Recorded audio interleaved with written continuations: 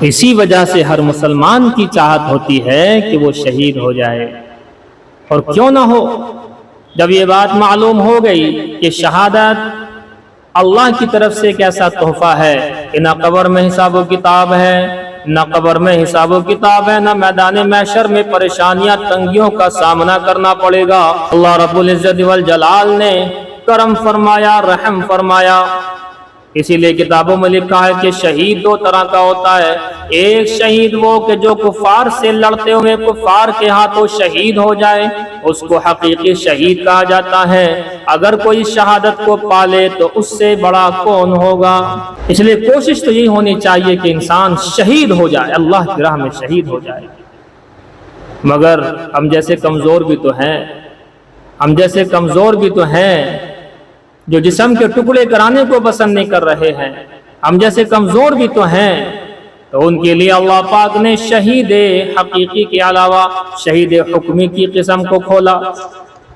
یعنی ایک ایسی قسم ہے کہ جس میں بہت سارے لوگ شہید ہو سکتے ہیں، لیکن اس کے باوجود بھی وہ شہادت کو حاصل نہ کر پائیں، تو اس سے بڑی محرومی کی بات کیا ہے؟ میں آپ کے سامنے بیان کرتا چلوں کہ شہید حکمی وہ بہت سارے لوگ ہیں، بہت ساری شخصیتیں ہیں، آپ بھی اس میں شہادت کا مرتبہ پا سکتے ہیں۔ مثال کے طور پر کتاب میں لکھا ہے کہ طاعون سے مرنے والا شہید ہوتا ہے، پیٹ کی بیماری سے مرنے والا شہید ہوتا ہے، ڈوب کر مرنے والا بھی شہید ہوتا ہے، لیکن یاد رکھنا خودکشی کرنے والا شہید نہیں۔ اگر کوئی آدمی ڈوب کر یا جل کر یا کسی طرح اور وہ خودکشی کے روپ میں مرتا ہے تو کتابیں کہتی ہیں کہ نہیں وہ شہید نہیں ہو سکتا ہے، اس نے خودکشی کر کے اپنے اوپر وبال اور نازل کر لیا۔ جی اسی لیے میں نے یہ بات بیچ میں کہہ دی ہے آپ سے، اس کو سمجھ لینا آپ کہ خودکشی والا اس کا ہمارا موضوع بھی نہیں ہے، ہم شہید حکمی بیان کر رہے ہیں، جس میں سے آپ کیا کیا چیزیں آپ کو مل سکتی ہیں۔ بہت ساری چیزیں اس میں اس طرح کی ہیں کہ آپ اپنی زندگی میں اپنی اچھا سے بھی شہادت کو لے سکتے ہیں۔ آگے کتاب میں لکھا کہ ڈوب کر مرنے والا شہید، نمونیا سے مرنے والا شہید، آگ میں جل کر مرنے والا شہید، یاد رکھنا خودکشی والے کی بات نہیں چل رہی ہے۔ کسی عورت کے یہاں بچے کی پیدائش ہو اور بچے کی پیدائش کے بعد میں زچگی کی حالت میں اس کا انتقال ہو جائے، زچہ کا انتقال ہو جائے تو وہ عورت بھی شہید۔ مکان وغیرہ کے نیچے دب کر کے مرنے والا شہید، اور شہادت کی تمنا لیے ہوئے اور اس شہادت کی تمنا کے اندر مرنے والا شہید۔ فرماتے ہیں ٹی بی کے نام سے جو بیماری ہے اس کے اندر مرنے والا شہید ہوتا ہے، حالت سفر میں مرنے والا شہید ہوتا ہے۔ مسافر کا انتقال اگر حالت سفر میں ہو جائے، اس سفر سے مراد سفر شرعی ہے۔ کتابوں میں لکھا ہے کہ بخار میں مرنے والا بھی شہید ہوتا ہے، سانپ کے ڈسنے سے مرنے والا بھی شہید ہوتا ہے، لیکن ان سب میں ایمان شرط ہے، ایمان کو باہر نہیں نکالنا، اس لیے کہ ایمان ہی نہیں تو شہادت کا کیا مقام اور کیا مرتبہ ہے، شہادت تو حاصل ہو ہی نہیں سکتی۔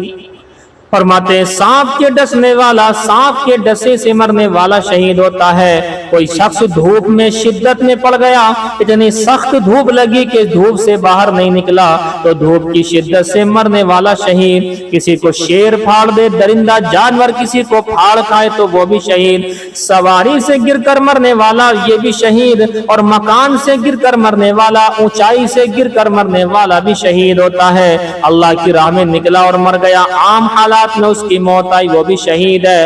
اپنے مال کی حفاظت کرنے میں مارا جائے، مال حلال ہونا چاہیے، حلال مال کی حفاظت کرنے میں مارا جائے وہ بھی شہید۔ اپنے دین کی حفاظت کرنے میں مارا جائے، وہ یہ کہے ایمان سے پھر جا ورنہ تجھے گولی ماریں گے، اور اس نے کہا کہ چاہے مارو یا کاٹو میں ایمان نہیں چھوڑ سکتا، اور اسی حال میں اس کو مار دیا گیا تو دین کی حفاظت کرنے میں مارے جانے والا بھی شہید ہے، اپنے دفاع میں خود کو بچانے میں مارا جانے والا بھی شہید ہے، اپنے بالغ بچوں کی حفاظت کرنے میں مارا جانے والا بھی شہید ہے، اور اپنی چھینی ہوئی چیز کو چھڑانے میں جانے والا بھی شہید ہے۔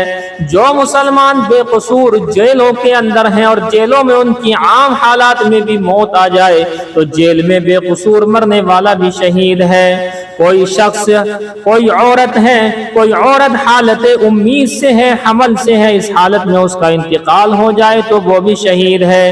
کوئی طالب علمی کے زمانے میں انتقال کر جائے تو یہ بھی شہید ہے۔ اور اس کے علاوہ اللہ کے راستے میں جو ساز و سامان ہوتے ہیں اس کی حفاظت کرنے میں مارا جائے وہ بھی شہید ہے۔ ظالم کے سامنے، ظالم بادشاہ کے سامنے کلمہ حق کہنے کے بدلے میں مارا جائے تو بھی شہید ہے۔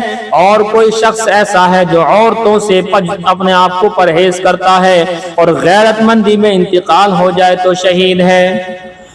کتاب کہتی ہے اللہم بارک لی فی الموت وفی ما بعد الموت، روزانہ 25 مرتبہ پڑھنے والا جو اس کو پڑھیں گے جب بھی ان کی موت آئے گی تو وہ شہادت کی موت ملے گی۔ کتنا آسان اللہ پاک نے شہادت کو کر دیا، لیکن مسلمانوں آج ہم ان ساری کی ساری چیزوں کو، ان شہادت کی باتوں کو لینے کو تیار نہیں ہیں۔ کچھ چیزیں تو ایسی ہیں کہ ٹھیک ہے ان میں حادثات کی موتیں ہیں، کئی ساری چیزیں ایسی، لیکن جو آپ کر سکتے ہیں وہ تو کم سے کم کریں۔ اسی لیے کتاب کہتی ہے ظالم بادشاہ کے سامنے کلمہ حق کہنے کے بدلے میں مارا جانے والا شہید۔ اللہم بارک لی فی الموت وفی ما بعد الموت، اس دعا کو 25 مرتبہ پڑھتے پڑھتے جس دن بھی انتقال ہو جائے گا مرنے والا شہید۔ روایت کہتی ہے کتابوں میں لکھا ہے امت کے بگاڑ کے وقت میں سنتوں کو زندہ کرنے والا بھی شہید اور سچا امانت دار تاجر بھی شہیدوں کے ساتھ ہوگا، یہ بھی شہید ہے۔ کوئی انسان اگر مرض میں مبتلا ہو جائے اور اسے لگے کہ میرا مرض الموت ہو سکتا ہے، 40 مرتبہ لا الہ الا انت سبحانک انی کنت من الظالمین یہ پڑھنے والا اس کے پڑھنے کے بعد اگر وہ انتقال کر جائے تو شہید مرے گا، اور اگر انتقال نہ ہو وہ ٹھیک ہو جائے تو پچھلے تمام کے تمام گناہ معاف ہو جائیں گے۔ اور میرے بھائیوں آگے کتابوں میں لکھا ہے کہ اپنے بالغ بچوں کو کھانے پینے کا سامان لا رہا تھا، راستے میں کوئی حادثہ ہو گیا، اس کا انتقال ہو گیا۔ بچوں کو کھانے پینے کا سامان لاتے ہوئے راستے میں مر جانے والا بھی شہید ہے۔ ثواب کی نیت سے اذان کہنے والا بھی شہید، اور اپنے اہل و عیال کو حلال مال کھلا کر دین سکھانے والا بھی شہید ہے۔ روزانہ 100 مرتبہ درود شریف پڑھنے والا، بتاؤ کتنا آسان سا عمل ہے، سب کر سکتے ہیں۔ روزانہ 100 مرتبہ درود شریف پڑھنے والا یہ بھی شہید، جب بھی انتقال ہوگا شہادت کی موت مل جائے گی۔ بعض کتابوں میں ایک دعا لکھی ہے صبح و شام یہ کلمہ، یہ دعا پڑھنے والا اللہم انی اشہدک انک انت اللہ الذی لا الہ الا انت وحدک لا شریک لک وان محمدا عبدک ورسولک وابو بنعمتک علی وابو بذنبی اغفر لی انہ لا یغفر الذنوب غیرک۔ اس کو پڑھنے والا بھی صبح شام جو اس دعا کو پڑھے گا جب بھی انتقال ہوگا تو وہ شہادت کی موت ملے گی۔ کتاب کہتی ہے حدیث کے اندر آتا ہے کہ روزانہ صبح کو 3 مرتبہ اس دعا کو پڑھے، یعنی اللہ سمیع العلیم من الشیطان الرجیم، اور سورہ حشر کی آخری 3 آیتیں پڑھیں اس کے ساتھ، اور یہ 3 مرتبہ پڑھے، یعنی اس طریقے سے پڑھے گا، میں آپ کو پڑھ کر کے بتا دوں۔ اعوذ باللہ السمیع العلیم من الشیطان الرجیم، بسم اللہ الرحمن الرحیم، هو اللہ الذی لا الہ الا هو عالم الغیب والشہادہ، هو الرحمن الرحیم، هو اللہ الذی لا الہ الا هو الملک القدوس السلام المؤمن المہیمن العزیز الجبار المتکبر سبحان اللہ عما یشرکون، هو اللہ الخالق البارئ المصور له الاسماء الحسنى یسبح له ما فی السماوات والارض وهو العزیز الحکیم۔ اسی طریقے سے اس کو صبح میں 3 مرتبہ پڑھو، شام تک شہادت ہو گئی، شام تک انتقال ہو گیا تو شہید، شام میں 3 مرتبہ اس طریقے سے پڑھو، صبح تک انتقال ہو گیا، صبح تک انتقال ہو گیا تو بھی شہید۔ کتابوں میں لکھا ہے کہ جمعہ کے دن انتقال کرنے والا شخص بھی شہید ہوتا ہے، جمعہ کے دن یا جمعہ کی رات میں انتقال ہو جائے تو عذاب قبر سے حفاظت، اور بعض کتابوں میں لکھا ہے کہ شہادت کی حالت میں اس کا انتقال ہوتا ہے، شہید انتقال کرتا ہے۔ بعض کتابوں میں لکھا مما تعالی طہارت، جو شخص باوضو رہے اور اسی حالت میں باوضو ہونے کی حالت میں اس کا انتقال ہو جائے تو وہ بھی شہید ہوا کرتا ہے۔ اور کتابوں کے اندر لکھا ہوا ہے، بہت ساری اقسام ہیں، میں نے چند آپ کے سامنے باقاعدہ طور پر بیان کی ہے، لہذا ان ساری کی ساری چیزوں میں سے کچھ نہ کچھ تو آپ کو مل سکتا ہے۔ جیسے کہ کتاب کے اندر لکھا، فتاوی شامی کے اندر بھی لکھا ہے کہ جو شخص روزانہ رات کو سورہ یاسین پڑھتا ہے تو جب بھی اس کا انتقال ہو جائے گا تو وہ شہادت کی موت سے سرفراز کیا جائے گا۔ اور یہ وہ اعمال ہے کہ ہر انسان کر سکتا ہے، کون نہیں کر سکتا ہے۔